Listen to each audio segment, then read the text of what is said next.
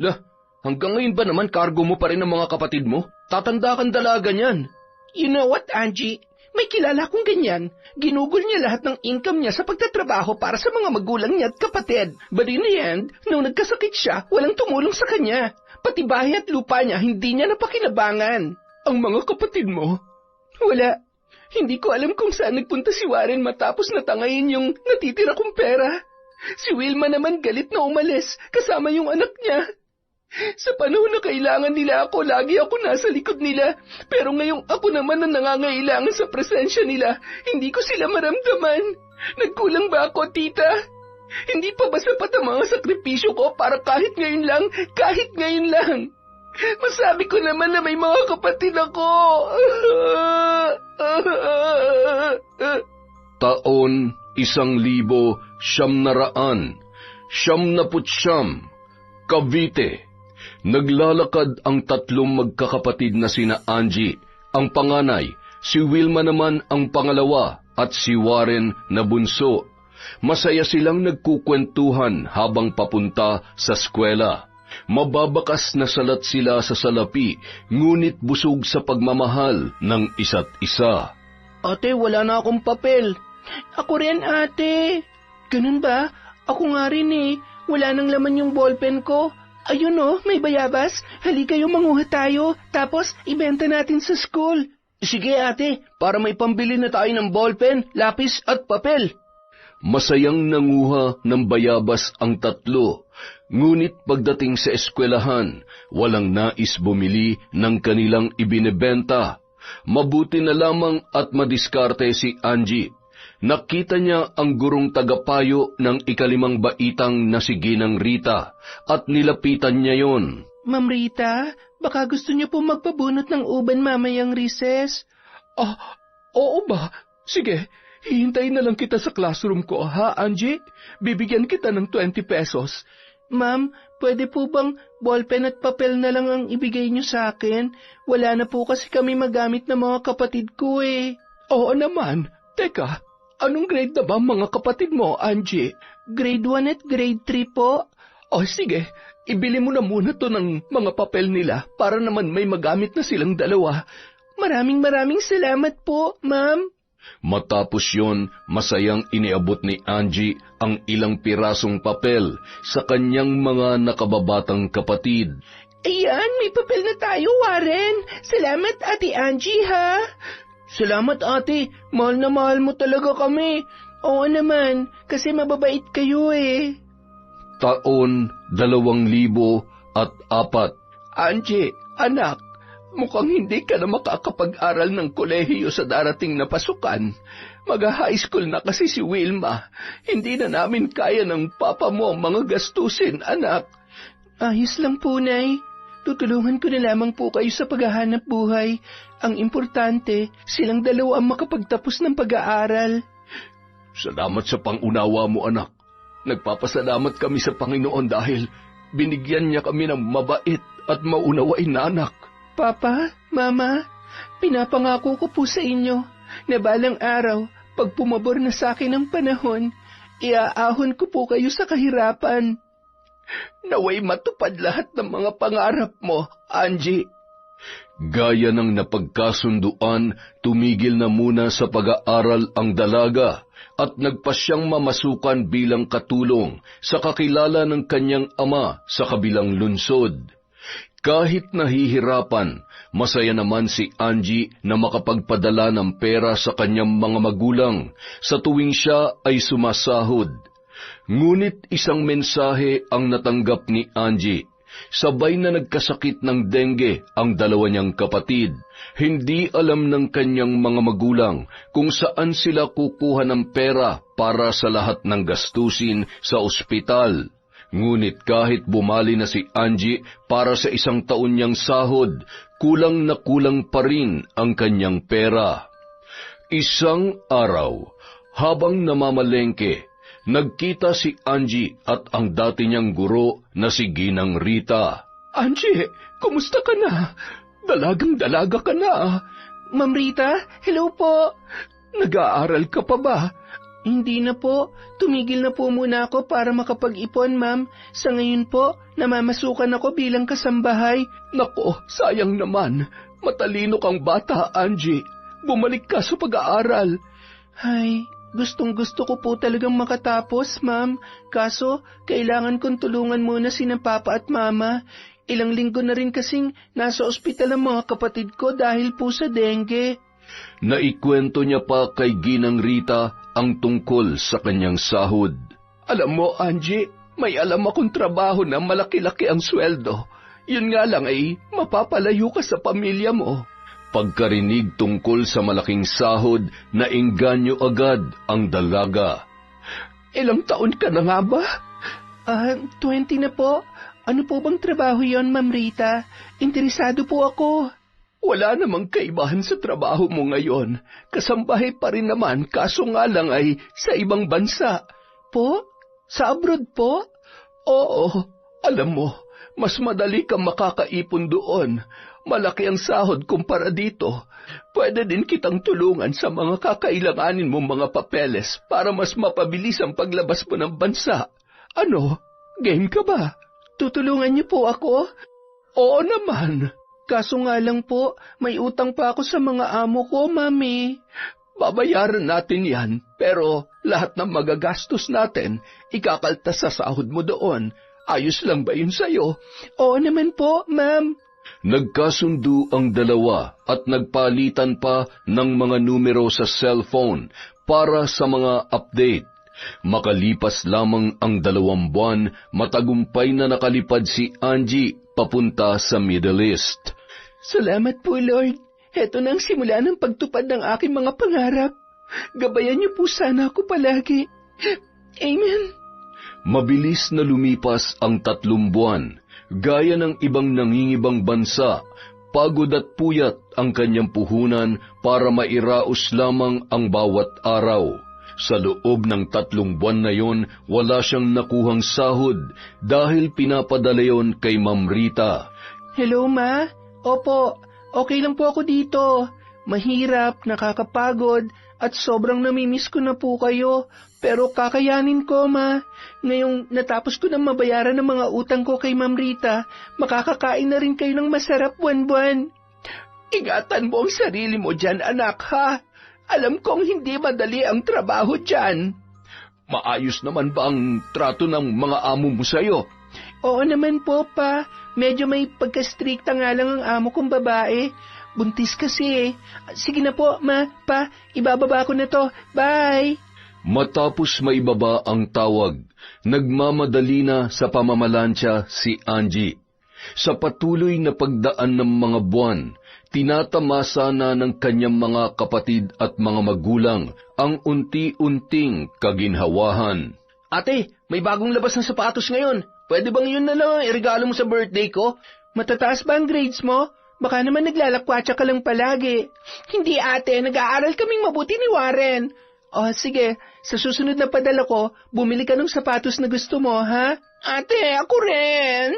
Oo naman, basta mag-aral lang kayo mabuti, ha? Ibibigay ko ang gusto niyong dalawa.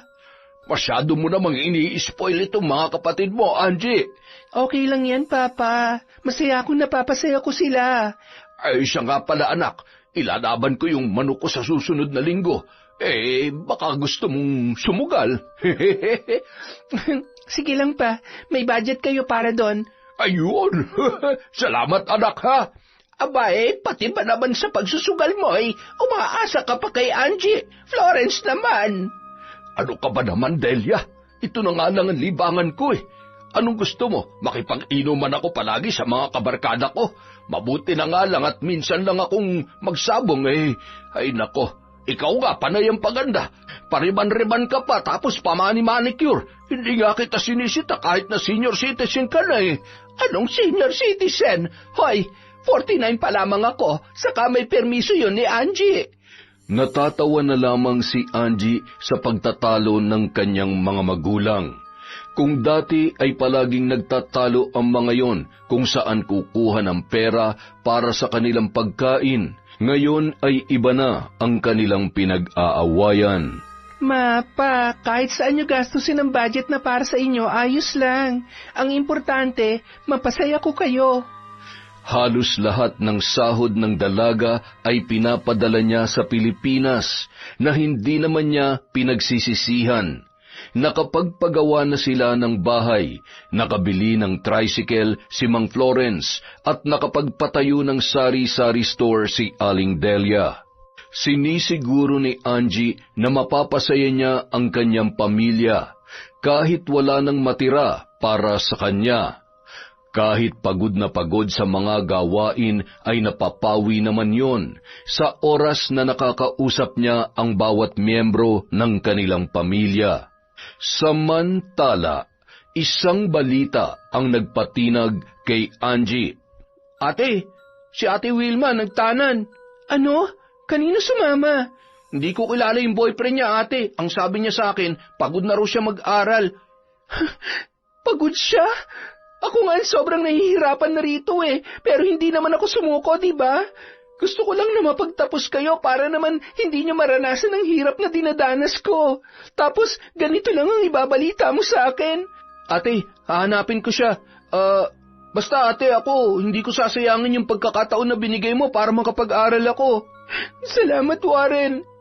Gagawin lahat ni ate para maiyahan kayo sa hirap. Makalipas ang ilang buwan, bumalik na si Wilma sa poder ng kanyang mga magulang. Buntis na ang dalaga at iniwan ng lalaking kanyang sinamahan. Ate Angie, sorry. Patawarin mo ako sa mga maling desisyon ko. Pinagsisisihan ko na ang lahat, ate. Tatanggapin ko kung ano man ang mga sasabihin mo sa akin. Total, kasalanan ko naman to. Napakatanga ko, ate. Ayos lang yan, Wilma. Ang mahalaga, umuwi ka na. Tutulungan ka namin sa pagpapalaki sa magiging anak mo. Basta, bumalik ka lang sa pag-aaral, ha? Ate, wala na akong mukhang maihaharap sa'yo. Ayoko nang maging pabigat pa. Hindi ka pabigat, kapatid kita. Mahal na mahal kita. At yung magiging pamangkin ko, mamahalin kayo ng sobra-sobra. Salamat, ate. Maraming salamat. Pagkatapos na makapanganak ni Wilma, bumalik na yon sa pag-aaral. Nang matapos naman ang kontrata ni Angie, nagpasya siyang umuwi na muna ng Pilipinas, ngunit isang balita ang pumigil sa kanya. Nagkasakit ang kanyang amang si Mang Florence, cancer sa balat at nangangailangan ng agarang gamutan. Naantala ang kanyang pag-uwi at pumirma ng panibagong kontrata. Halos nasimot lahat ng sahod niya nang dahil doon. Hindi pa umaabot ang araw ng sahuran nang hihingi na naman ang kanyang ina. Mabuti na lamang mapagbigay ang kanyang mga amo kung kaya't agad siyang nakakapagpadala. Ilang taon lamang ang lumipas, hindi na nakayanan ng kanyang ama ang sakit. Namatay din yun. Yun na ang pagkakataon na siya ay nakauwi. Papa, sorry kung ngayon lang ako.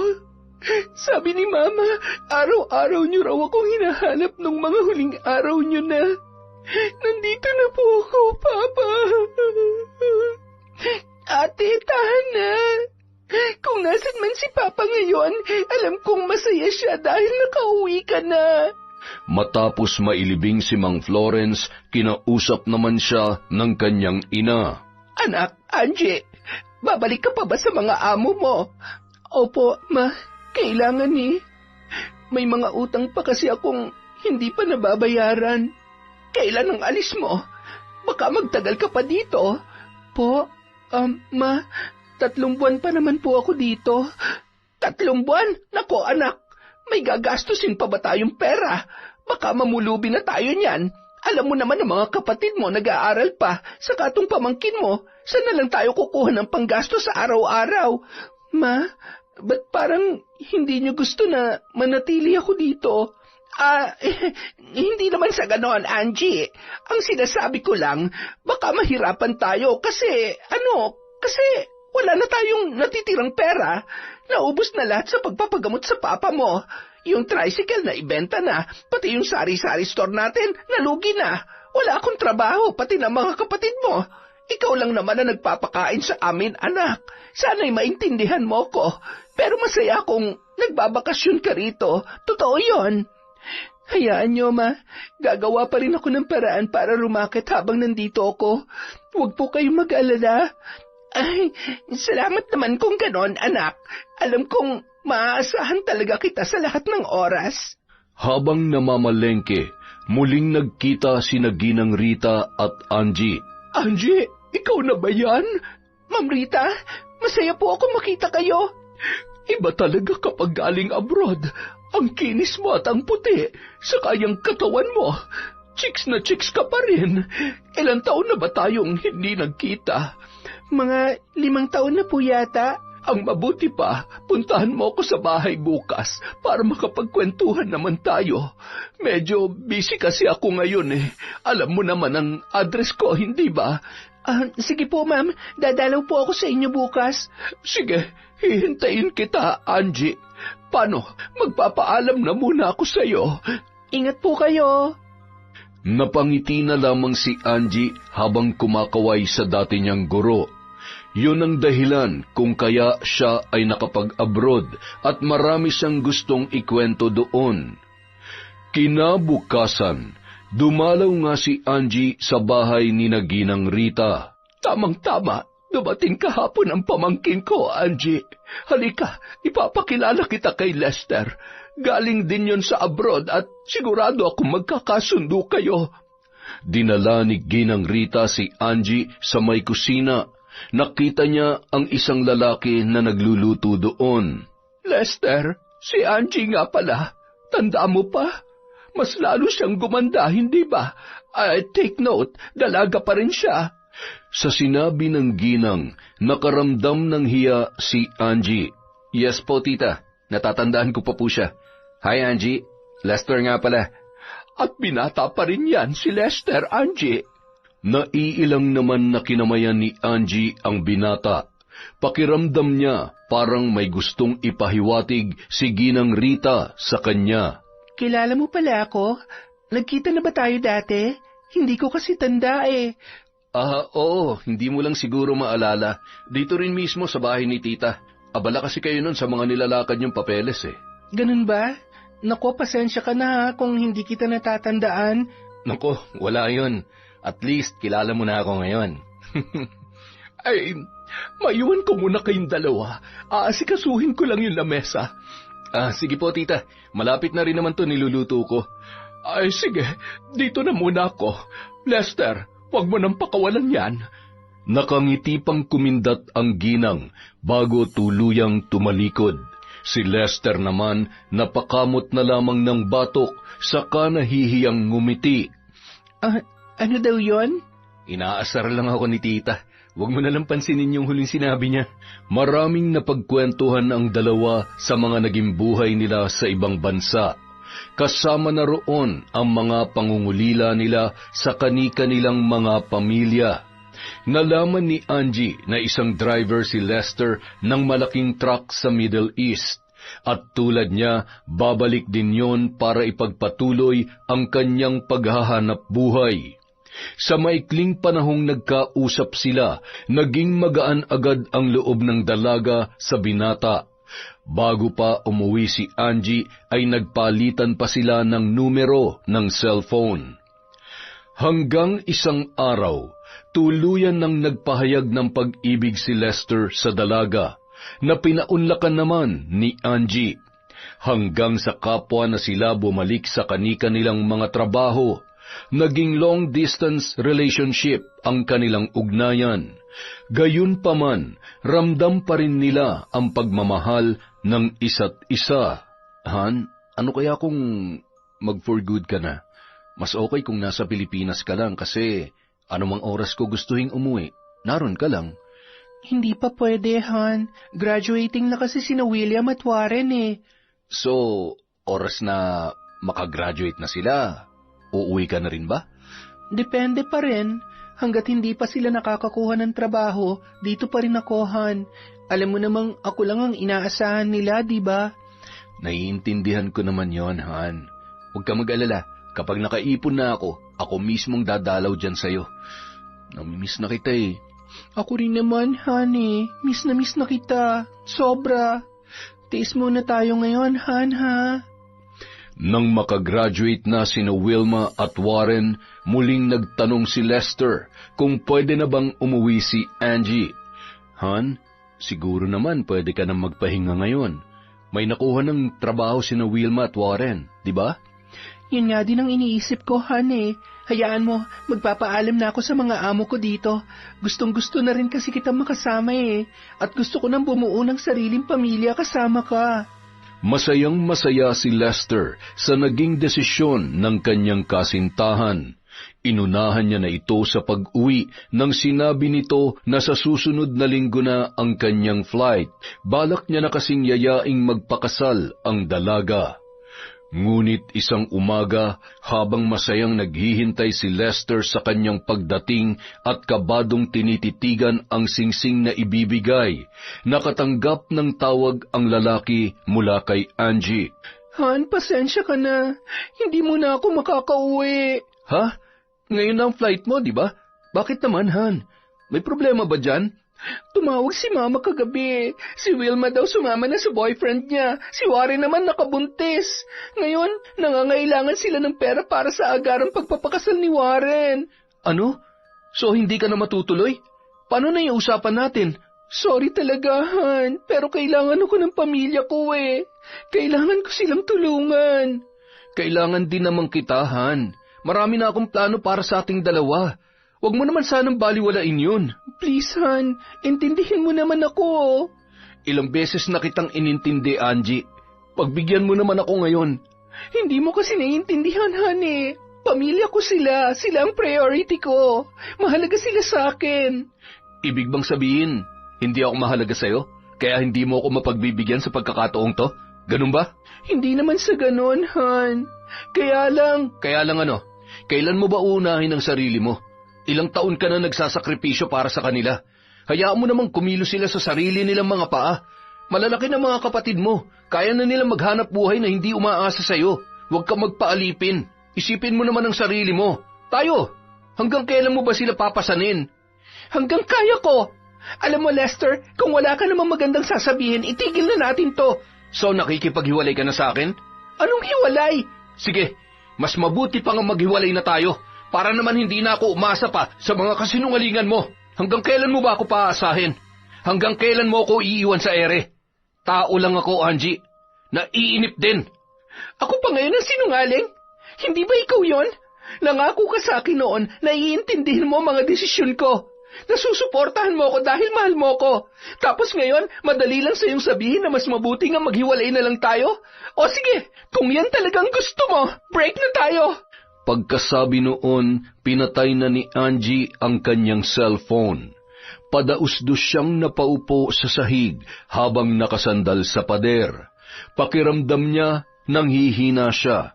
Umiyak na lamang ng umiyak habang niyayakap ang sarili. Napakiramdam niya ay wasak na wasak sa isang sulok.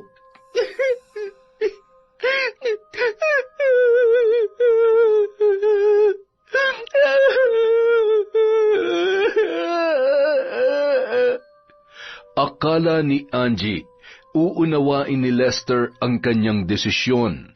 Hindi niya inaasahan na susumbatan lamang siya nito. Tanong niya sa kanyang sarili kung saan ba siya nagkulang. Magkaganon man, pinilit niyang nilibang ang sarili sa pagdaan ng mga araw. Hindi naman yon nakaligtas sa kanyang amo at nagtanong kung ayos lamang ba siya. Gusto pa sana niyang magpanggap na ayos lamang, pero ipinagkanulo siya ng kanyang mga luha. Habang nagsasalaysay, hindi mapigil ni Angie ang pagtulo noon mula sa kanyang mga mata. Angie, don't you think it's time for you to go home? I think it's time to make yourself happy. After all these years, you sacrifice a lot. No, sir. I'm happy if I can provide for my family. That's what makes me happy. Nothing else, sir. But you love your boyfriend. He's not worthy for my love, sir. I am moving on. Samantala, umiiyak na nagsumbong si Lester sa kanyang tita Gina. Tita, ang sakit. Hindi ko inaasahan na sa ganito kami hahantong. Akala ko matutupad ng pangarap kong mapakasalan si Angie. Lester, ipaglaban mo siya. Mahal mo siya, hindi ba? Paano ko siya ipaglalaban? Ako nga hindi niya magawang ilaban, tita eh. Wala akong kalaban-laban sa pamilya niya. Pwede mo namang ipaintindi sa kanya kung ano ang nais mo. Huwag mong hayaang tuluyang kayong masira. Hindi na, tita. Total, nakapagdesisyon naman na siya. Tatanggapin ko na lang ang lahat, kahit na sobrang sakit. Itutuon ko na lang sa trabahong buhay ko.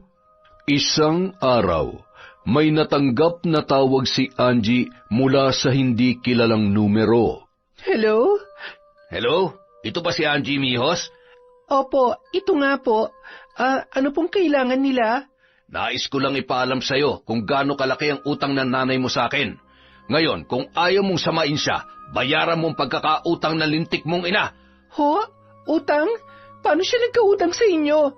Ang dami mong tanong, magbabayad ka ba o hindi? Narinig ni Angie mula sa kabilang linya ang tinig ng kanyang ina na nagsusumamo kay Bogart. Ma! Angie, anak! Bayaran mo na si Bogart, anak! 50,000 ang utang ko sa kanya. Ano? Ang laki naman yan, ma. Saan niyo pa ginamit? Kapapadala ko lang sa inyo kahapon, Nalaman niya mula sa ina ang pagkakalulong nito sa sugal, na ipikit na lamang ni Angie ang kanyang mga mata at diniinan ang kanyang sentido. Ano ba tong pinasok mo, ma? Nagpapakahirap ako dito. Tinitiis ko ang pagod at puyat para makapagpadala lang sa inyo buwan-buwan. Halos wala na nga matira para sa akin tapos kayo, kung magwaldas ng pera, akala nyo unlimited, ma? Dugo at pawis ang puhunan ko. Maawa naman kayo sa akin. Hoy, Angie! Huwag mo akong kwentan sa mga paghihirap mo. Ginusto mo yan. Wala nag-utos sa'yo na mag-abroad ka para may maipadala ka sa amin. Tapos ngayon manunumbat ka? Wala kang utang na loob! Wala kang kwentang anak!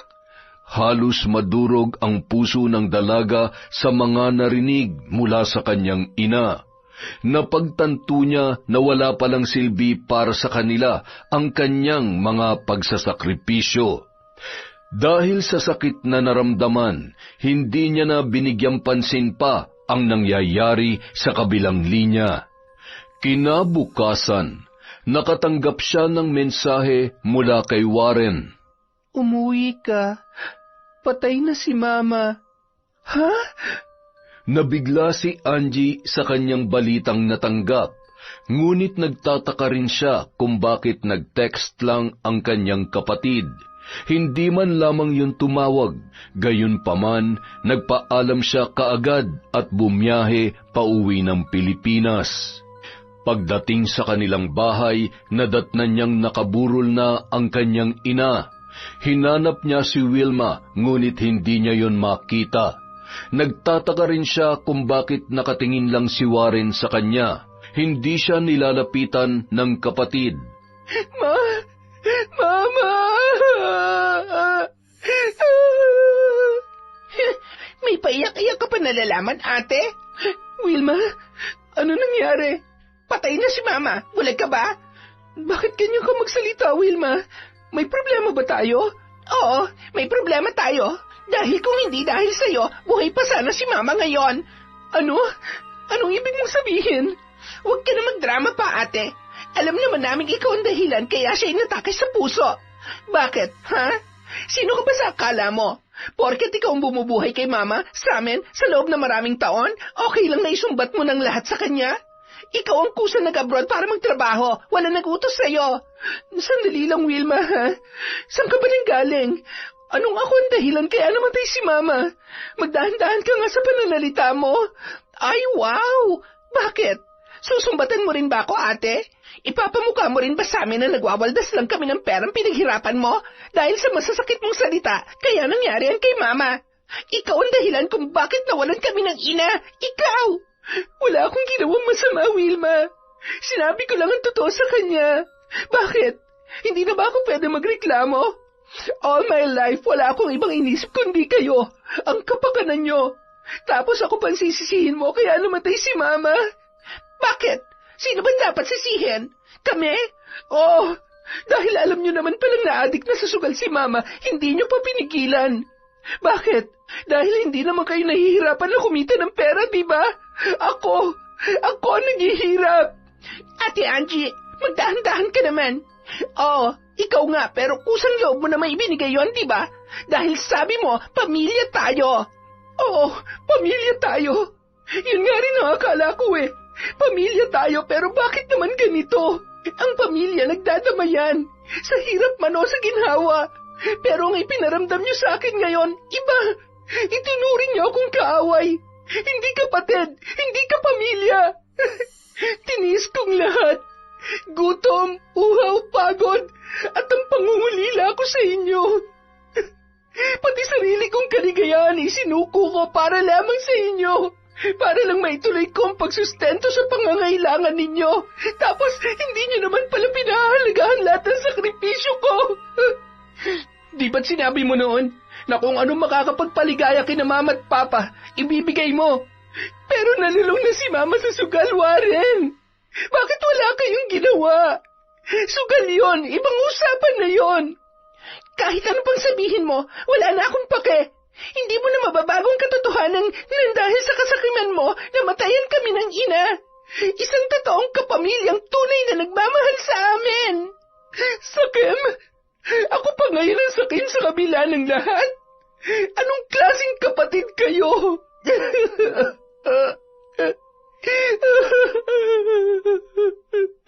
Huwag ka mag-alala. Simula ngayon, hindi na kami tatanggap ng anumang galing sa'yo. Simula nung araw na yun, hindi na kinikibo pa si Angie ng kanyang mga kapatid. Kahit ilang beses niyang sinubukang kausapin ang mga ito, ay wala na yung pakialam pa sa kanya. Hanggang sa tuluyan nang naihatid sa huling hantungan si Aling Delia.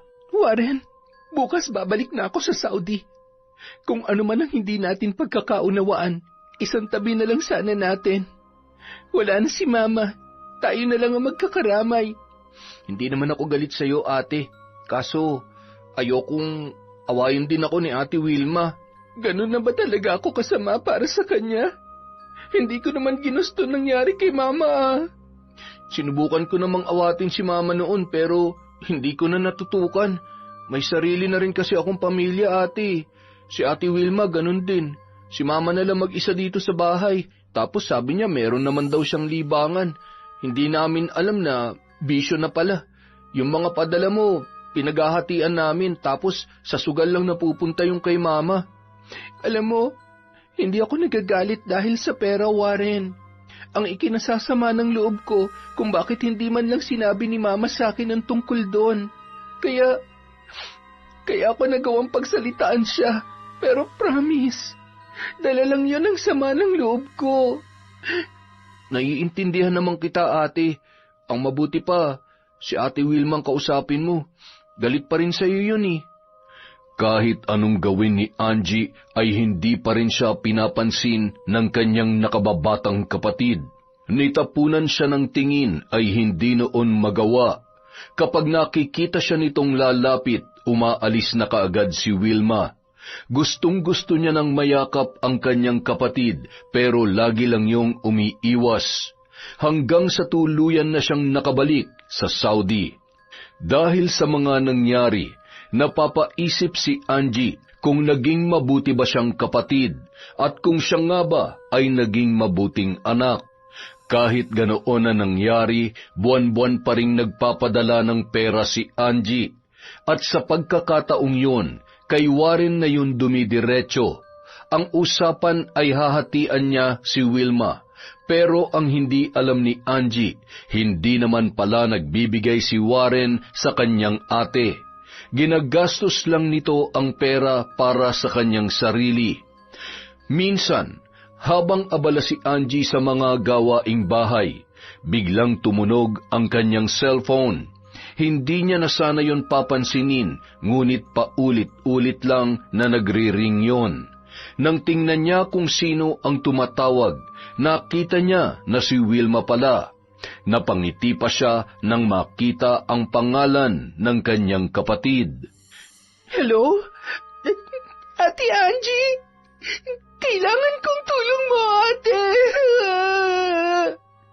Agad namang kinabahan si Angie dahil sa kanyang narinig. Wilma, anong problema? Bakit ka umiiyak? Ano nangyari? Ate, yung anak ko! Yung anak ko! Oh, anong nangyari sa pamangkin ko? Ni-rape ang kinakasama ko ngayon! Ano? Ngayon ko lang din nalaman, ate. Hindi ko alam kung anong gagawin. Para akong pinagsakluban ng langit at lupa. Ipakulong mo ang lalaking yan. Pero ate, mahal ko si Jake. Mahal mo? My God, Wilma. Ina ka. Karapatan ng anak mo na mabigyan ng hustisya. Huwag mo sabing mas mahal mo pa ang lalaking yan kesa sa sarili mong anak. Kung nandyan lang ako, siguradong nakakulong na yung Jake na yan. Ate, kailangan kita rito. Hindi ko to kaya na mag-isa. Sandali, Wilma. Nasaan ang anak mo? Buhay pa ba siya? Buhay pa siya, ate. Ano ka ba? Ikaw naman kasi. Kung makahagulgol ka rin, para kang namatayan. Basta, umuwi ka na sa bahay natin. Pumunta ka sa police station. Ipahuli mo yung gagong Jake na yan. Maging matapang ka para sa anak mo. Makalipas ang 1 linggo, may panibagong problema na naman ang dumating. Ate, si Warren. Nahuli ng mga pulis. Ano? Bakit daw? May niraid na isang bahay dahil doon daw nagsasesyon ng mga gumagamit ng ipinagbabawal na gamot. Huli sa akto si Warren kaya ayun, dinampot. Anong sabi ng asawa ni Warren? Ayun, umiiyak, problemado. Walang-wala daw sila. Wala nga daw pambili ng gatas para sa anak nila eh. Wala naman ako maibigay. Alam mo naman kasya lang sa aming dalawa ng anak kong sweldo ko. Ay, siya nga pala ate. Baka pwede naman akong makahingi ng allowance oh. Natanggal kasi ako sa trabaho eh. Oo, magpapadala ako sa'yo. Teka nga, binibigyan ka ba ni Warren? Buwan-buwan ako nagpapadala sa kanya para paghatian niyo ah.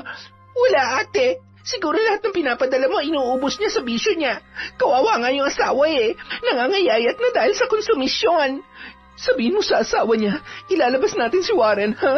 Oo ate, kailangan niya talaga makalabas sa lalong madaling panahon. Kawawa naman yung mag-ina niya. Pupuntahan ko yon para makapag-abot para sa pagkain nila kapag nakapagpadala ka na sa akin. Sunod-sunod na ang pagpapadala ni Angie para sa kanyang mga kapatid. Halos simot na ang sahod niya para sa 6 na buwan. Pero ayos lamang yun sa kanya dahil nakalabas naman si Warren. Kahit galit siya ay inunawa at pinagbigyan niya na lamang yun. Si Wilma na ngayon ang pinapadalhan niya ng pera at humahawak ng budget. Ipinaunawa niyang hindi na muna siya makakapagpadala sa susunod na buwan dahil nga sa kailangan niya pang bayaran ang nabali niya sa kanyang amo. Tipirin mo na lamang ang perang hawak mo, Wilma. Pasensya ka na, ha? Ayos lang, ate. Babawi ka naman sa susunod, di ba? Oo naman. Parang iba ang dating ng mga sinabi ni Wilma sa kanya, pero hindi na lamang niya binigyang pansin yon. Hanggang sa dumating ang pagkakataon na nagbakasyon si Angie sa Pilipinas. Umuwi siya na masayang sinalubong ng kanyang mga kapatid. Mukhang mahuhuli pang dumating yung balikbayan box mo, ate ah. Oo nga eh, pero huwag ka mag-alala, hindi naman yun magtatagal. Ilang buwan ka ba rito, ate? 1 buwan lang. Ayos, makakapagpahinga ka na, makakapagbanding pa tayo. Oh, Wilma, bakit tahimik ka dyan? Wala naman, ate. Masaya lang ako na dumating ka na. Isang araw, naisip ni Angie na bisitahin si Ginang Rita dahil namimiss niya rin yun. Angie, kumusta ka na? Ang ganda-ganda mo pa rin, ah. Nako, nakakahiya naman po.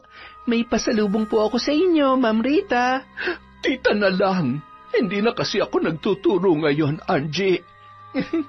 Tita, kung yan po ang gusto nyo, hindi ka man lang nag-text o tumawag para napaghandaan ko sana ang pagdating mo. Naku, hindi na po surprise yun kung ipinaalam ko sa inyo.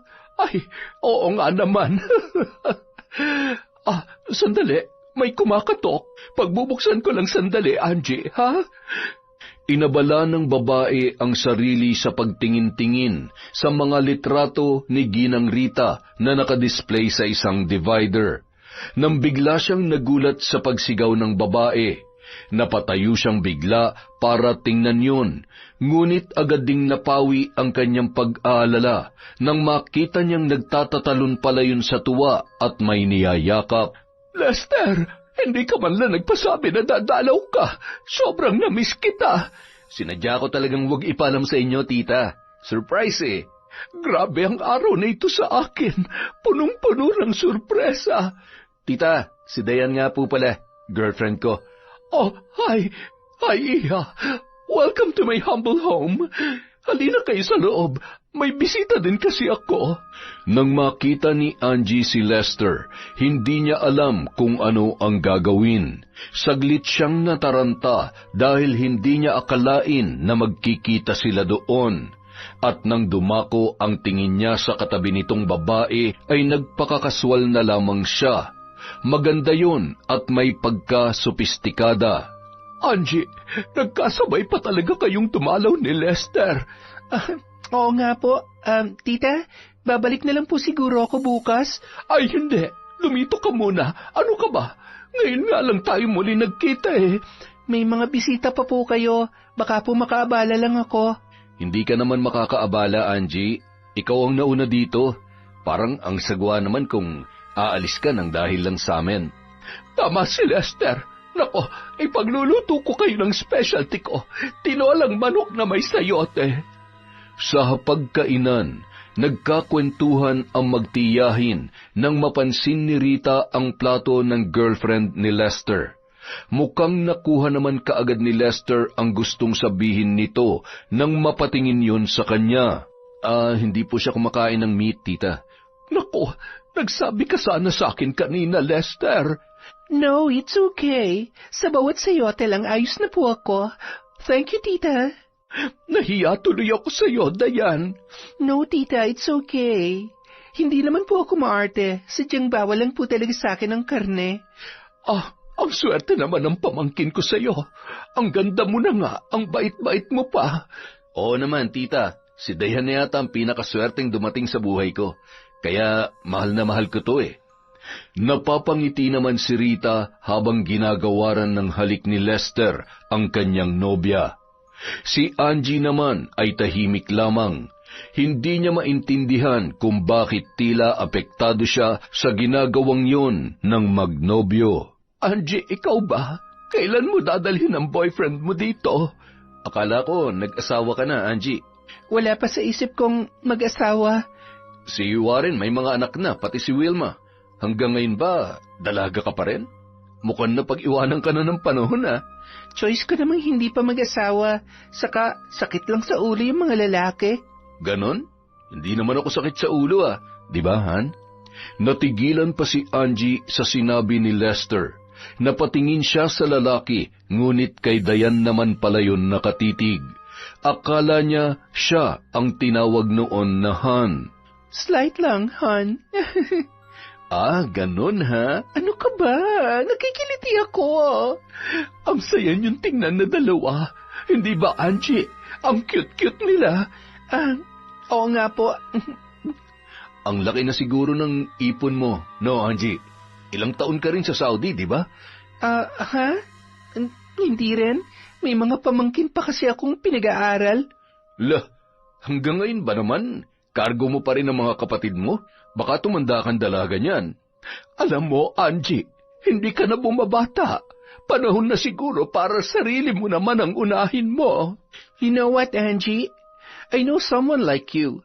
Inubos niyang lahat ng pera niya from work para sa parents niya at sa mga kapatid. But in the end, nung nagkasakit siya, walang tumulong sa kanya. Pati bahay at lupa niya, hindi niya napakinabangan. Hindi naman ganun ang mga kapatid ko, Dayan. Iba-iba din naman kasi ang bawat tao. Yeah, pero ang point doon is you have to save something for yourself dahil hindi mo alam ang magiging takbo ng mga susunod pang panahon. Tama si Dayan, Angie. Nang makauwi sa bahay, hindi pa rin mawala sa isip ni Angie si Lester. Hindi niya akalain na kahit matagal na silang nagkahiwalay, ay may konti pa rin siyang nararamdaman para sa lalaki. Asa ka pa, Angge. Masaya na nga siya ngayon sa bago niya eh. Ang tanga-tanga mo kasi. Ikaw sana yung kasama niya ngayon kung... Ay, ano ba? Napaparaning ka na yata. Sinong kausap mo dyan, ate? Ha? Wala. Sarili ko. Ganyan ka ba lagi? Huh? Anong ganyan? Kinakausap ang sarili. Nakasanayan mo na siguro yan, lalo pat ikaw lang mag-isa dun sa bansa ng mga banyaga. Loko ka talaga. Ang mga bata. Nandun na. Excited na mabuksan yung balikbayan box mo. Halika na, puntahan na natin sila. Kanya-kanya sa pag-aagawan ang mga pamangkin ni Angie sa kung anuman ang makukuha nila mula sa loob ng balikbayan box. Pati na rin sina Wilma at Warren ay hindi magkanda-ugaga. Uy, akin na tong pabango, ha? Sa akin na lang yan. Tutal, nandito ka lang naman sa bahay. Ako to may trabaho eh. Asus, hindi naman pwede magpabango kahit nasa bahay lang. Sino naman ang pababanguhan mo? Wala ka namang asawa. Tama na yan, para kayong mga bata eh. Maraming pabango dyan, huwag kayong magagawan sa isa lang. Napuno ng kagalakan ang puso ni Angie habang pinagmamasdan ang kanyang mga kapatid. Naaalala niya pa ang mga panahon noong sila ay mga bata. Nag-aagawan kung kanino mapupunta ang pinakamalaking bayabas para ibenta sa school dahil wala na silang lapis, ballpen at papel. Noon, mga simpleng bagay lamang ay masaya na sila. Kahit makakain ng lechon manok ay hindi nila naranasan. Kaya pinangako niyang anuman ang mangyari ay iaahon niya sa hirap ang kanyang pamilya. Hindi naman siya mayaman sa ngayon, pero masaya siyang naibibigay ang mga pangangailangan ng mga kapatid, kahit pa pamilyado na ang mga yon. Oh, natahimik ka bigla, ate. Wala lang, naisip ko lang ng mga bata pa tayo. Nakakamiss din yon. Oo nga, nakakamiss nga ang mga panahon na yun, ate. Yung wala kang ibang iniisip kundi ang maglaro lang buong maghapon. Ngayon, stress na tayo sa pagharap sa mga hamon sa buhay. Di ba, Ate Wilma? Ha? Oo. Wilma, ayos ka lang ba? Namumutla ka, ah. Okay lang ako, ate. Sigurado ka? Oo naman. Isang araw, nagkasalubong sina Dayan at Angie sa palengke. Dayan? Ang malapad na ngiti ni Angie ay nahawi nang tingnan siya ng masama ni Dayan. Ayos ka lang ba? Hindi na ako magpapaka-plastic, Angie. Total, it's just the two of us lang naman. Huh? I know na may past kayo ni Lester. Bilang girlfriend niya, ayokong nilalapitan mo siya. Maliwanag ba? Teka, wala naman akong ginagawa ah. Saka, hindi naman kami nagkikita, Dayan. Isa pa, wala naman akong dahilan para lapitan siya. Mabuti na yung malinaw sa atin, Angie. Ang sakin lang. Walang pwedeng mangagaw sa mga pag-aari ko. Masama akong kaaway, kaya huwag kang magtatangkang pumasok sa mga buhay namin. I'm warning you. Matapos yon sabihin ng dalaga, tinalikuran na siya ni Dayan. Langya, lakas din ang tama mo, Dayan ah. Sayong-sayo na yung Lester mo. Isaksak mo pa sa gilagid mong bruha ka. Subalit tila nananadya ang pagkakataon. Nagpunta si Angie sa sementeryo para dalawin ang puntod ng kanyang mga magulang. Nagulat siya nang makita niya roon si Lester. Maglalakad na sana siya papalayo para makaiwas nang masulyapan siya nito. Angie! Pinilit niyang ngumiti para maging kaswal sana gaya ng ginawa niya noong nasa bahay sila ni Ginang Rita. Oh, Lester, anong ginagawa mo dito? Dinadalaw ko yung puntod ni Papa. Eh ikaw, dito rin ba nakalibing ang mga magulang mo? Oo, siya nga pala. Paano mo naman nalaman na patay na sila? Nabanggit kasi sa akin ni Tita eh. Si Dayan ba kasama mo? Hindi. Total, tapos naman na ako rito. Okay lang ba na samahan na lang muna kita? Nag-iisa ka lang, babae ka pa. Medyo may kalakihan din tong sementeryo at walang gaanong tao. Mas maigi na yung may nagbabantay sa'yo. Nako, wag na, Lester. Kaya ko naman ang sarili ko eh. Sasamahan na kita. Huwag na matigas ang ulo. Para naman akong bata nito eh. Pero, sige, ikaw ang bahala. Basta ba, hindi ako susugurin ni Dayan, ha? Huwag ka mag-alala. Mabait si Dayan. Hindi yung gagawa ng mga ganyang bagay. Habang naglalakad papunta sa mga nicho ng magulang ni Angie, nagkukwento si Lester sa babae tungkol sa kanyang nobya. Matagal na ba kayo? Mag-iisang taon na. Kailan nyo naman balak magpakasal? Hindi ko pa alam eh. Saka na siguro kapag ready na talaga kami pareho. Lester? Gusto ko lang mag-sorry sa mga nagawa ko noon. Alam mo, sobrang nasaktan ako sa ginawa mo sa akin, Angie. Lahat ng mga plano ko para sa ating dalawa noon, biglang gumuho. Nasabi nga sa akin ni Tita Rita kung gaano ka naapektuhan. Sorry ha. Ayos lang. Naka-move on naman na ako. Saka matagal na yon. Nakalimutan ko na yung sakit. Mabuti naman.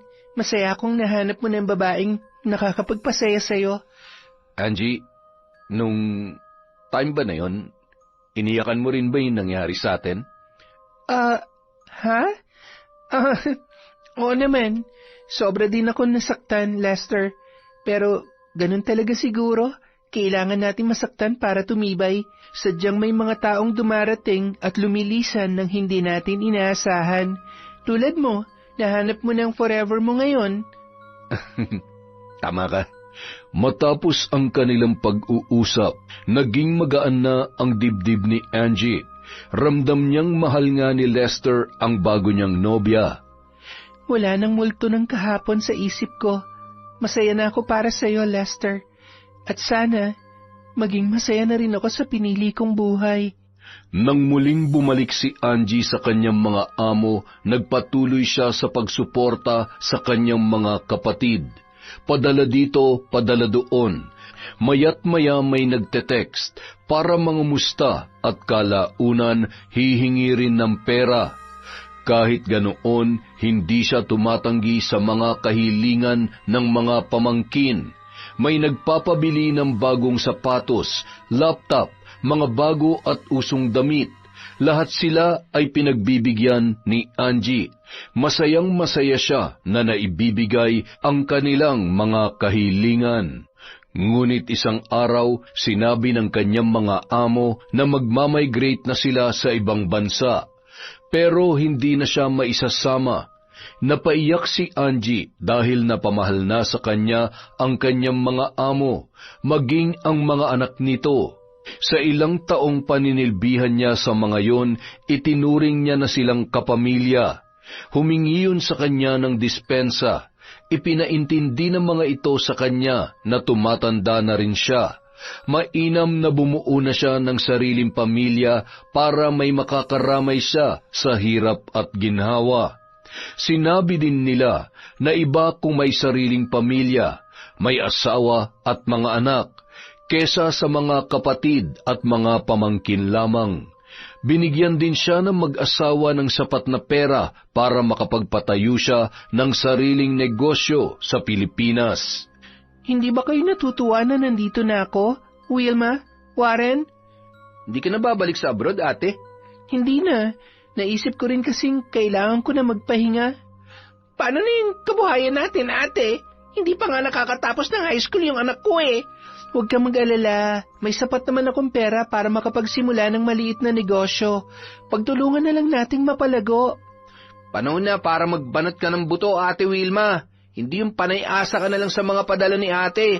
Abat kung makapagsalita ka, parang hindi ka rin naman nakikinabang ah. Pareho lang naman tayo nakikinabang pati buong pamilya mo.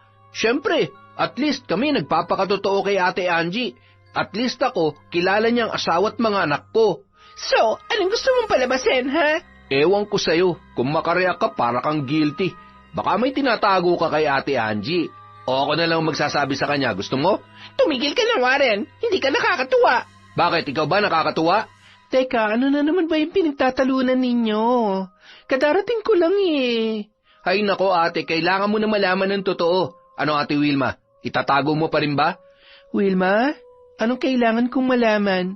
Wala, ate. Anong wala? Meron kaya? Wilma? Oo na. Nakipagbalikan ako kay Jake.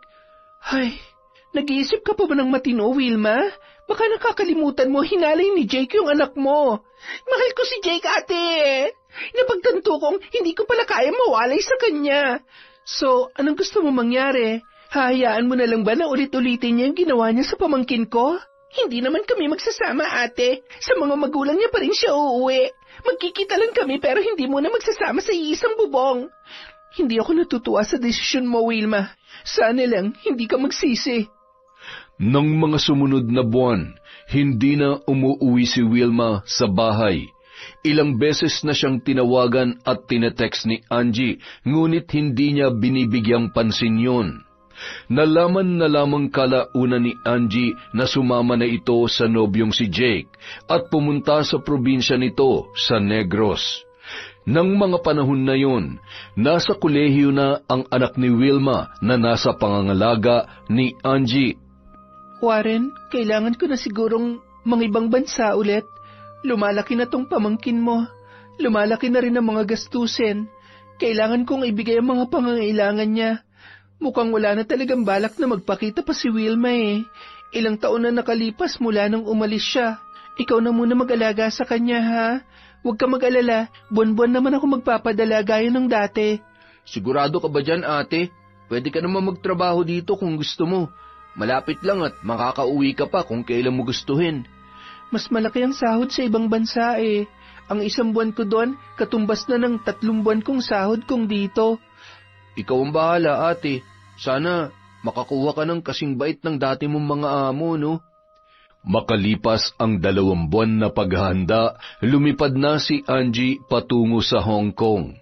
Nagpapasalamat siya dahil isang Pinay ang kanyang magiging amo na nakapag-asawa ng Chinese. Noong una, mababait pa ang kanyang mga amo, lalong-lalo na ang babae. Ngunit pagkalipas lang ng 4 na buwan, ipinakita na nito kung gaano yun kabayulente. Angie! Sinong gumalaw nito mga pagkain? Ako po, madam. Sabi kasi ni Sir, tikman ko raw. Ha! Close na pala kayo ngayon ng asawa ko? Hanggat hindi ako nagsasabi, wala kang gagawin. Naintindihan mo? Opo. Pasensya na po. Masarap ba? Masarap naman po, madam. Halika, lumapit ka. Malandi kang babae ka. Po. Ayaw mo, ha? Sige, kainin mo lahat ng to. Halika rito! Kinaladkad ng babae si Angie papunta sa may lamesa at inginudngod ang mukha niya sa lalagyan ng pagkain na nakapatong doon. Hoy, Angie! Katulong ka lang dito. Ako ang asawa. Ako masusunod. Huwag na huwag mong lalandiin ang asawa ko dahil baka ako pang pumatay sa'yo oras na lumapit-lapit ka sa kanya. Madam, tama na po. Wala po akong ginagawang masama. Linisin mo lahat ng yan. Naiwan si Angie na humahagulhol habang pinupunasan ang kanyang muka. Awang-awa siya sa kanyang sarili dahil sa kanyang sinapit. Ang bawat galaw ng babae ay palaging binabantayan ng kanyang amo. Matalim ang bawat titig nito sa tuwing kinakausap siya ng among lalaki para utusan ng kung anuman o hindi kaya ay kung may itatanong. Isang umaga, habang nagpaplantsa, nagulat si Angie sa biglang paghampas nito sa kanya. Isang hanger na tumama sa kanyang likod. Napangiwi pa siya, dala ng sobrang sakit. Di ba sabi ko sa'yo, huwag ka makikipag-usap sa asawa ko? Madam, sinagot ko lang naman po yung tinatanong sa akin ni Sir. Wala po akong ginagawa masama. Wala pala, ha? Kinuha ng babae ang hawak niyang plantsa at sapilitang ipinatong sa likod ng kanyang mga kamay. Napasigaw si Angie dahil sa sakit na naramdaman. Kung patuloy mo lalandiin ang asawa ko, hindi lang yan ang aabutin mo. Huwag na huwag ka magsusumbong sa kanya. Oras na malaman niyang pananakit ko sa'yo, sisiguruhin kong sa kulungan ang bagsak mo. Nagkakaintindihan ba tayo? Sagot! Opo. Opo. Sunod-sunod na naranasan ni Angie ang pisikal na pananakit ng among babae sa tuwing wala ang asawa nito. Naroong binuhusan siya ng mainit na tubig o di kaya naman ay malakas na hinahablot ang kanyang buhok. Mahilig din ang babae na ingudngud siya sa inidoro o di naman kaya ay sa basurahan. Kapag nagtatanong naman ang asawa nitong ubod ng bait tungkol sa mga pasa ni Angie, sinasabi lang ng babae na medyo may pagkatanga si Angie kaya nadudulas o hindi naman kaya ay nauuntog, kaya nasasaktan ang sarili. Mabait ang among babae sa kanya kapag nasa bahay ang asawa nito. Saka pa lamang nito nilalabas ang tunay na ugali kapag umalis na ang kanyang asawa. Tiniis ni Angie ang lahat ng pananakit sa kanya, makapagpadala lamang sa mga mahal niya sa buhay. Titiisin ko ang lahat. Igagapang kong pag-aaral ng mga pamangkin ko. Pangako, tatapusin ko ang 3 taong kontrata dito. Nagpatuloy pa ang pananakit ng babae niyang amo. Nung sila lang dalawa ang nasa bahay sa loob ng 1 linggo, doon niya naranasan ang pinakamasakit na parusa. Hindi siya pinapakain, pati ang cellphone niya ay kinumpiska ng babae. Magkahalong pagod at gutom ang naramdaman niya, kaya lihim siyang nangungupit ng tinapay tuwing 10 oras ng gabi. Maingat ang kanyang pagkilos at mabilis na kumakain. Iinom na sana siya ng tubig nang biglang lumiwanag sa may kusina kung saan siya naroroon. Magnanakaw ka, ha? Madam, wag po. Maawa po kayo. Gutom na po ako. Mabilis na kumuha ang babae ng babasaging baso at inihampas yon kay Angie. Pinagsasampal siya nito at paulit-ulit na pinagtatadyakan. Maawa po kayo! Tama na po! Tama na! Hindi siya nito tinantanan hanggang sa pumutok ang kanyang mga labi dahil sa suntok at mga sampal. Bugbog sarado siyang kinaladkad ng babae at ikinulong sa isang silid. Madilim, walang bintana at walang ilaw. Yakap-yakap ni Angie ang kanyang sarili na humahagulgol sa labis na pananakit ng katawan. Hindi niya alam kung ilang araw na siyang nakakulong doon, nang hihina na ang kanyang katawan dahil sa gutom. Isang araw, naulinigan na lamang niya ang kanyang mga amo na nagtatalo. Makalipas ang ilang sandali, bumukas ang pinto sa silid na kanyang kinalalagyan. Tumambad sa kanya ang among lalaki. Tinatanong nito kung kumusta na siya. Sir, I want to go home. Please, let me go. Inalalayan noon si Angie at inilabas sa loob ng kwarto. Nakita niya ang among babae na nakaupo sa sofa. Nanunuyang tinitigan siya. Mag-empake ka na. Ihahatid ka namin sa airport ngayon din. Huwag na huwag ka magkakamali magsumbong sa kahit na sino. Naintindihan mo? Naiintindihan mo? Pangako po. Pauwi niyo lamang po ako.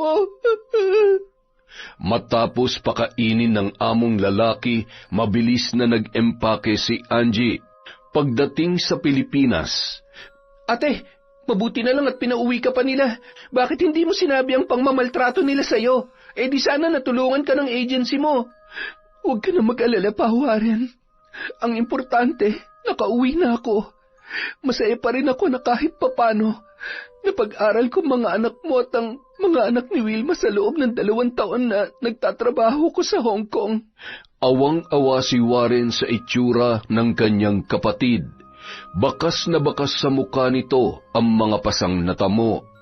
Nabalitaan ni Rita ang nangyari kay Angie at ikinuwento naman ito sa pamangkin na si Lester. Samantala, naniningkit ang mga mata ni Dayan dahil sa reaksyon ng lalaki nang malamang dumating na sa bansa si Angie. Ano nang plano mo? Plano saan? Oo nga naman. Wala ka naman talagang plano para sa ating dalawa, di ba? 3 years na tayo pero wala ka pa ring plan. Dayan, ano ba? Ano na naman bang issue to? Issue? Don't tell me hindi mo alam kung sinong issue. Anong sino? Si Angie. Sino pa nga ba? Because of her, hindi ako magiging part ng plan mo, hindi ba? Anong kinalaman naman ni Angie dito? Malaki. Dahil kay Angie, hindi mo ako magawang pakasalan. Dahil hanggang ngayon, siya pa rin ang laman ng puso at isipan mo. Di ba? Di ba? Ano bang pinagsasasabi mo, Dayan? I'm not a fool, Lester. Mas lalong hindi ako manhead. Panakipbutas mo lang naman ako, hindi ba? Si Angie pa rin ang mahal mo. Dayan, mahal kita. Bakit? Bakit? Bakit hindi ko maramdaman na mahal mo ako? Sa tuwing sinasabi mo yan, parang may kulang.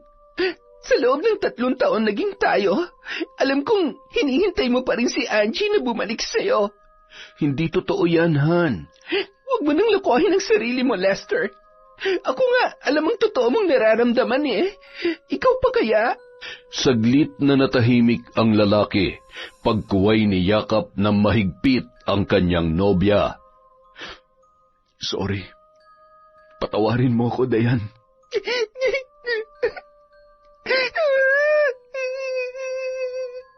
Habang nagyayakapan, kapwa umiiyak ang magkasintahan. Naikuyom na lamang ni Dayan ang kanyang mga kamao. Samantala, habang nasa bahay si Angie, naghanda sila ng kaunting salo-salo para sa kaarawan ni Warren. Masaya silang lahat na nagdiriwang, nagsasayawan at nagkakantahan. Parang kailan lang, umiiyak ka pa kapag inaagawan kita ng laruan. Ngayon, heto't, tumatanda ka na. Ang hiling ko lang, sana'y palawigin pa ng Panginoon ang pinagkaloob niyang buhay sa'yo, Warren. Salamat, ate. Maraming salamat sa lahat ng pagsasakripisyo mo. Mula noon hanggang ngayon. Pinapangako ko aalagaan kong pamilya ko, ate. Ikaw, wala ka na ba talagang balak mag-asawa? Sa tanda kong to, may magkakagusto pa kaya sa akin? Oo naman, kahit malapit ka na mag-40, maganda ka pa rin. Sus, ng bola pa? Nagkatawanan pa sila, ngunit biglang nahimatay si Angie sa hindi malamang dahilan. Isinugod siya sa ospital, ngunit sinabi ng doktor na stressed lang si Angie at dapat na magpahinga. Pinaniwalaan naman nila yon. Subalit makalipas ang 1 linggo, mas lalo lang lumalala ang kanyang kalagayan. Nanghihina siya at gusto na lang ang palaging natutulog. Muli siyang ibinalik sa ospital, ngunit normal naman ang lahat ng kanyang vital signs. Kaya napagpasyahan ni Warren na iuwi na lamang siya sa bahay. Ate, baka albularyo ng kailangan natin. Albularyo? Bakit? Hindi kasi makita ng doktor yung sanhi ng panghihina mo eh. Ayos lang ako. Huwag na kayo masyadong mag-alala. Ipapahinga ko lang to sa bahay. Pasensya ka na, ate ha, pero baka may naitabi ka pang pera dyan. Natanggal kasi ako sa trabaho at walang-wala ako ngayon eh. Oo, meron pa naman. Kumuha ka na lang dun sa may cabinet. Ipinakita pa sa kanya ni Warren ang kinuha at ibinalik ang bag na may lamang pera sa cabinet. Subalit ng mga sumunod na araw, natukso si Warren na muling kumuha doon ng walang pahintulot mula sa kapatid, hanggang sa nasimot niya na ang laman ng bag. Si Angie naman nangangayayat na ng husto, hindi na rin siya tinatantanan ng ubo, at sa bawat pag-ihi at ubo niya, parang mabibiyak sa sakit ang kanyang ulo. Dahilan upang ipatawag niya sa pamangkin si Warren. Ngunit nang bumalik ang bata galing sa bahay ni Warren, sinabi nito na wala roon ang nakababata niyang kapatid. Inutusan na lang niya ang dalagita na kunin ang pera sa cabinet dahil kailangan niyang muling magpatingin sa doktor. Subalit laking gulat na lang niya nang makita na wala ng laman ang kanyang bag. Umiyak na lamang siya na hindi mawari kung ano ang gagawin. Wala na ang kahuli-hulihang pera na kanyang naipon. Diyos ko, inubos ni Warren ang pera ko. Nung araw ding yun, dumating si Wilma. Masayang-masaya si Angie na makita ang kanyang kapatid. Subalit nang igala ni Wilma ang mga mata sa paligid, nagtaas lamang yon ng kilay. Masaya akong makita ka, Wilma. Kumusta ka na? Mabuti. Maayos pa sa maayos. Masaya ako para sa'yo. Kumain ka na ba? Hindi na ako magpapaligoy-ligoy pa, ate. Pumunta lang naman ako dito, hindi para makita at makausap ka, kundi para kunin ang anak ko. Bakit pa? Pwede ka namang tumira dito kasama namin. May tirahan naman ako eh. Hindi ko na isisiksik pa ang sarili ko dito. Kaya ko nang buhayin ang anak ko. Wilma, bahay mo rin to. Bahay natin. Susunduin ko na siya dahil kailangan ko na makakatulong sa pagbabantay ng mga anak ko kay Jake. Kailangan ko na magtrabaho sa abroad. Hindi ako papayag, Wilma. Hindi ko siya hayaang sumama sa'yo. Baka kung mapaano pa siya sa kamay ng kinakasama mo. Ako ang nanay niya, ate. Karapatan kong kunin ang anak ko. Bakit? Nagpakaina ka ba sa kanya sa loob ng ilang taon? Iniwan mo siya. Hindi ka nga nagparamdam eh. Nagtapos ng sekundarya ang anak mong wala ka sa graduation niya dahil sumama ka sa lalaki mo. Mas pinili mo pang lalaking yon. Ikaw pa ngayon ang galit? Di ba ayaw mo naman kay Jake? Ikaw ang nagtulak sa akin na lumayo. Wala kang karapatang pigilan ng anak ko dahil tita ka lang niya. Ako ang ina. Oo, tita lang ako. Pero simula nung iluwal mo siya sa mundo, ako nang umako ng responsibilidad mo. Ay, wow! Nagsalita ang magaling. Porket ikaw nagpaaral sa kanya, may karapatan ka na? Hindi. Dahil walang nag-utos sa'yo na gawin yon. Nagkusa ka para ikaw ang maging bida. Oo, nagkusa ako. Dahil gusto ko at mahal ko kayo. Ayoko ng drama mo, ate. Aalis na kami ng anak ko. Wilma, bakit pa ang tigas ng ulo mo? Hindi ka pa ba nadala sa ginawa ni Jake sa anak mo? Dalaga na siya, oh. Anumang oras pwede na siya mabuntis kapag ginalaw na naman siya ng kinakasama mo. Tumahimik ka nga dyan. Hindi, Wilma. Hindi siya sasama sa'yo. Kaya pala ayaw mong sumama siya sa akin dahil natatakot ka na mag-isa rito. Natatakot ka na walang mag-aalaga sa'yo dahil dyan sa sakit mo. Kahit may sakit ako, kaya kong alagaan ang sarili ko. Kaya huwag mong ipilit ang bagay na hindi naman totoo. Ipokrita!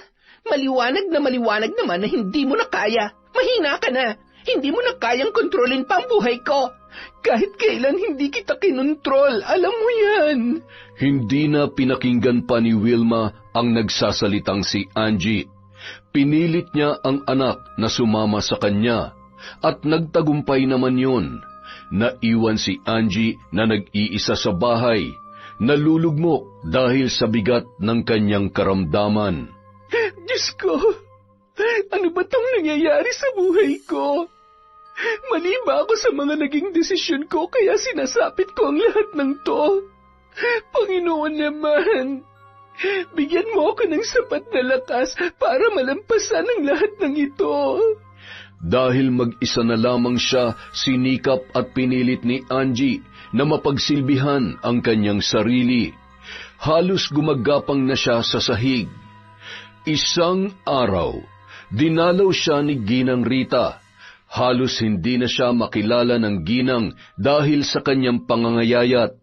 Napaiyak pa ito nang siya ay yakapin. Angie, anak, anong nangyari sa'yo? Eto, nagtitiis po sa sakit ko, tita. Ano ba yung sakit mo? Cancer? Hindi ko po alam. Ilang beses na akong sinuri ng mga doktor pero hindi nila masabi kung ano ang sakit ko. Nakakatawa nga eh. Buhay na buhay pa ako pero parang bangkay na ako. Ay Diyos ko, hindi ko maipaliwanag ang awang nararamdaman ko sa iyo, Angie. Hindi mo deserve na sapitin to. Napakabuti mong tao. Ipinagpapasa Diyos ko na lamang po ang lahat, tita. Siya lang ang nakakaalam. Buong puso po akong nananalig sa kanya. Ang mga kapatid mo? Wala na po. Hindi ko alam kung saan nagpunta si Warren matapos niyang tangayin yung natitira kong pera. Si Wilma naman, galit na umalis, kasama po yung anak niya. Sa panahon na kailangan nila ako, lagi ko silang sinusuportahan.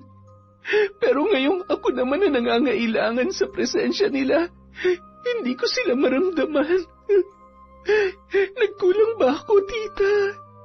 Hindi pa ba sapat ang mga sakripisyo ko para kahit ngayon lang?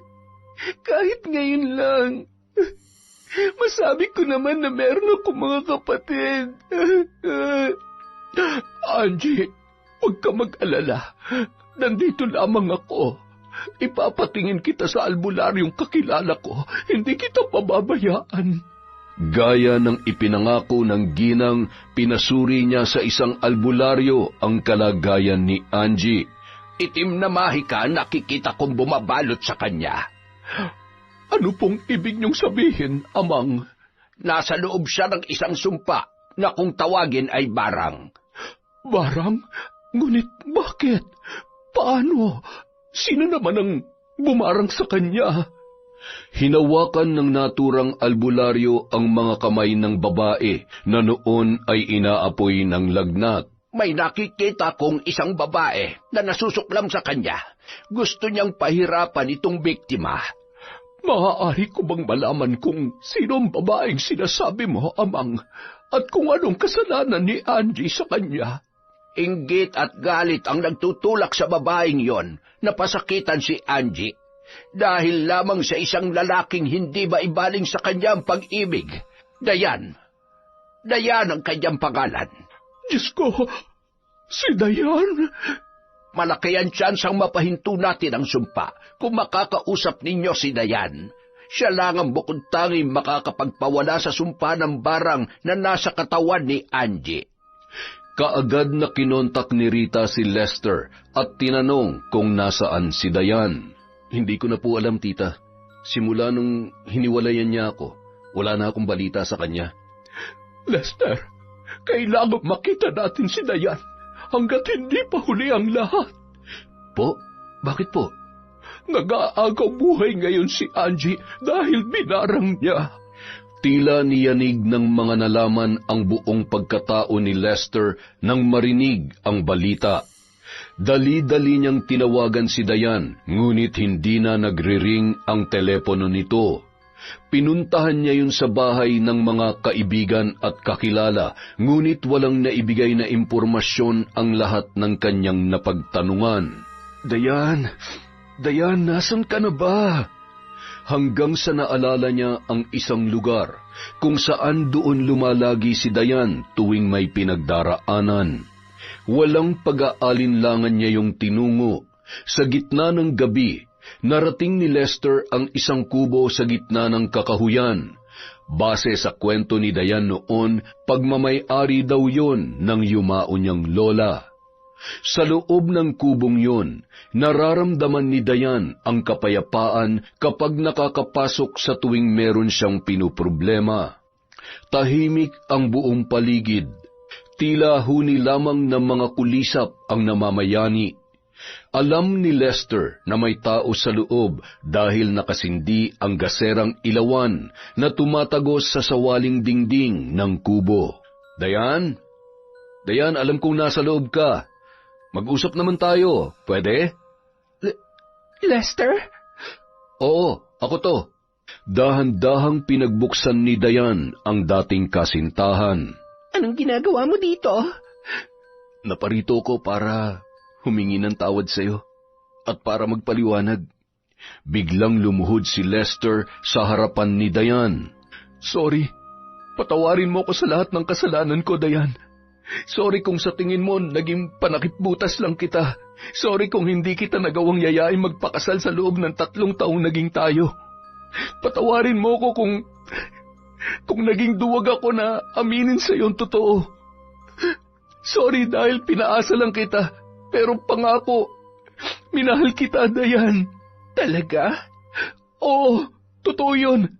Minahal kita. Pero nung makita ko si Angie sa bahay ni Tita Rita, bumalik ang lahat.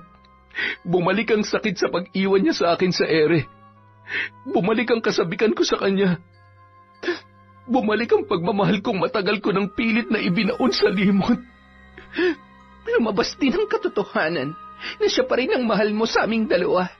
Pero it's okay. Oras na mawala na siya ng tuluyan sa mundo, magwawagi pa rin naman ako sa puso mo, hindi ba? Hindi ka na mahihirapang pumili sa amin. Dayan, nagmamakaawa ako. Bawiin mo na ang sumpa kay Angie. Pakiusap. Ayun, isa pang katotohanan. Kaya ka nagpunta dito para humingi ng tawad para bawiin ko ang barang sa babaeng yon. Ang galing! Palakpakan! Napakagaling ng estilo mo, pero hindi mo ako maiisahan. Hindi mo ako mapapaikot sa mga palad mo, Lester. Pangako gagawin ko ang lahat ng gusto mo. Pagbigyan mo lang ang kahilingan ko. Wow! Really? Luluhod ako. Eto, ginagawa ko na. Gusto mong halikan ko ang mga paa mo, gagawin ko. Paano kung gusto kong pakasalan mo ko? Will you marry me? Oo, gagawin ko. Lahat ng gusto mo. Hayaan mo lang si Angie na mabuhay na normal. Talaga? Sige. Madali lang naman akong kausap eh. Bukas na bukas, pakasalan mo ako sa harap ni Angie. Babawiin ko ang barang, oras na maging legal mo na akong asawa. Oo, bukas na yan, magpapakasal tayo. Kinaumagahan, handa na ang lalaki sa kanilang pag-iisang dibdib ni Dayan. Naroon na rin ang Wes na magkakasal sa kanila. Pati si Ginang Rita kasama ang naka-wheelchair na si Angie na naguguluhan kung bakit imbitado siya sa kasal nina Lester at Dayan. Tanging ang babae na lamang ang kanilang hinihintay. Makaraan ng ilang minutong paghihintay, dumating na si Dayan. Suot ang isang simpleng puting bestida. Pagbaba ng sasakyan, tiningnan niya si Lester. Pilit yon na napangiti sa kanya. Nang mapadako ang tingin niya kay Angie, napaismid pa si Dayan. Mabuti naman at you're here, Angie. Ikaw ang pinaka-espesyal na bisita sa araw na to. Ngumiti lang ang babae sa kanya. Walang kamalay-malay sa naging usapan nila ni Lester. Ilang sandali pa, nagsimula na ang seremonya ng kasal. Hanggang sa natapos ay nakatingin lang si Angie sa dalawa. Lihim na nasasaktan ang kanyang puso dahil may nararamdaman pa rin siya kay Lester. Pero may malaking espasyo sa kanyang damdamin na nagsasabi na maging masaya siya para sa lalaki na kanyang pinakamamahal. Nang makapagsolo, kinausap ni Lester si Dayan. Ngayong kasal na tayo, maaari mo na bang bawiin ang barang kay Angie? Ganun mo ba siya kamahal? Kaya mong isakripisyo ang sarili mong kaligayahan para sa buhay niya? Mahal ko siya. At kaya kong gawin ang lahat para sa kanya. Bakit hindi mo siya pinaglaban noon? Matagal ko nang alam na wala naman talaga akong kalaban-laban sa mga kapatid niya. Noon pa man sa kanila na umiikot ang buhay ni Angie. Kaya nga naghiwalay kami dahil mas pinili niyang tugunan ang mga pangangailangan ng sarili niyang pamilya kaysa magpakasal sa akin. Paano na yan? Matatali ka na sa akin. Ayos lang. Ang mahalaga nakalaya na siya sa sumpa. At alam ko na magagawa rin kitang mahalin, gaya ng pagmamahal na nararamdaman ko para sa kanya. Sa sinabing yon ng lalaki, hinawakan ni Dayan ang muka ni Lester. Sa tingin ko, hindi mo ako kayang mahalin like her. Napilitan ka lang na pakasalan ako, hindi ba? Lester, mahal na mahal kita. Mahal na mahal. At gaya mo, handa akong makulong sa kalungkutan para lang sa isang tao. Alam ko. Kaya nga naisipan mo mambarang, di ba? Naiintindihan din naman kita. Hindi ko man ramdam ang sakit na nararamdaman mo, pero pangako, hindi ko yun plinanong ipadama sa iyo. Sinubukan kong mahalin ka ng higit pa sa pagmamahal ko kay Angie. Pero nabigo ako, Han. Ngayon, susubukan ko ulit yon. No need, Lester. Promise, pipilitin ko. Kagabi pa lang, pinutol ko ng pambabarang kay Angie. Kita mo siya kanina? Hindi na siya gaanong mahina, diba? Sa mga susunod na araw, babalik din ang lakas niya at unti-unting manunumbalik ang dati niyang pangangatawan. Sa sinabi niyang yun, napayakap na lang ng mahigpit si Lester sa babae. Salamat. Maraming salamat, Dayan. Lester, I think this is the right time para yayain mo na siyang magpakasal. Bilang babae, ramdam kong mahal ka pa rin niya. Ha? Ano bang sinasabi mo? Kasal ka na sa akin, kanina lang, di ba? Yon? Wala yon. Hindi ko naman pinirmahan yung contract. Sa mata ng batas, binata ka pa rin. Ano? Pinapalaya na kita, Lester. Naisip kong kailanman hindi ka liligaya sa piling ng taong hindi mo naman mahal. Sa piling ko, maging masaya ka sa piling niya. I love you, Lester.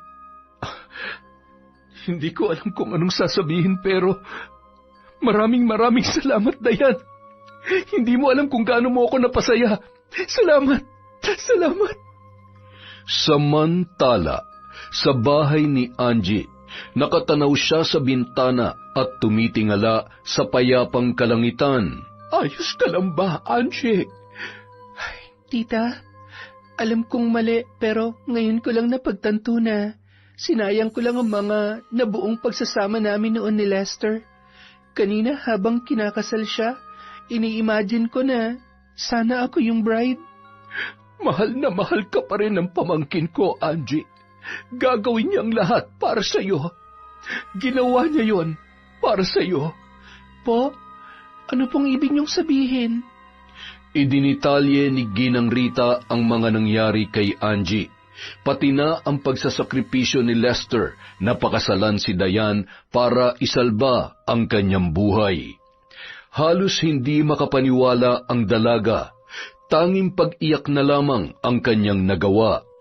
Ang pagyayakapan nila ni Ginang Rita ay biglang natigil nang marinig ang boses ni Warren at Wilma.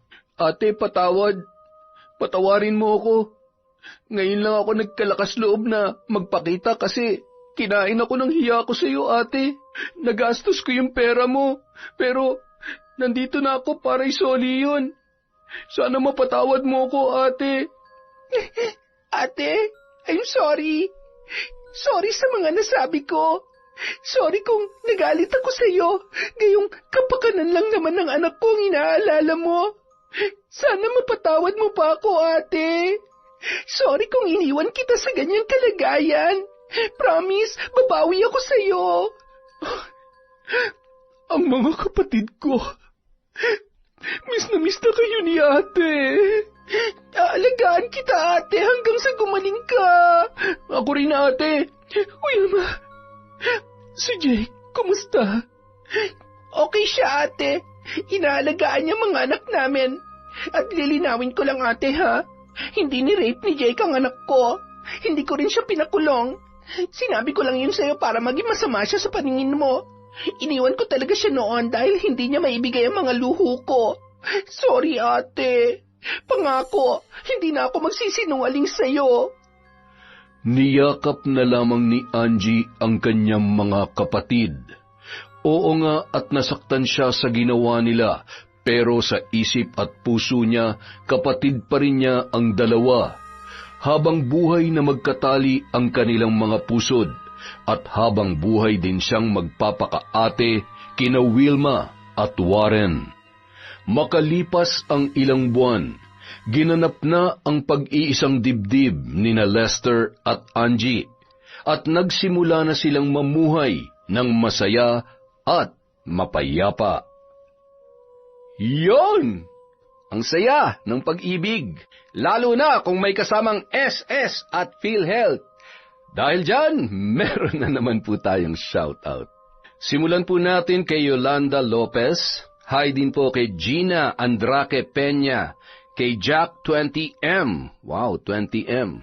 Hello din po kay Corazon Ortega, kay Beth Mercado, kay Belen Malbas, kay Jerlyn Arbado, kay Doresa Magno, Josie Aniban, Kat Burglar Cutie, Jessica Rojas, Kim Bara, kay Chris Jalmamado, Maribel Balabag, kay Christine Victorino, Hi din po kay Mama Riza, kay Maria Katrina Manyakap, magsulat ka na, hoy. Kay Nita Canillas, kay Chenny Ocol. Hi din po kay Vilma Bautista, kay Febe Ranyada, Sheila May Resurrection, Lady Dam, kay Cherry Mukbanger ASMR.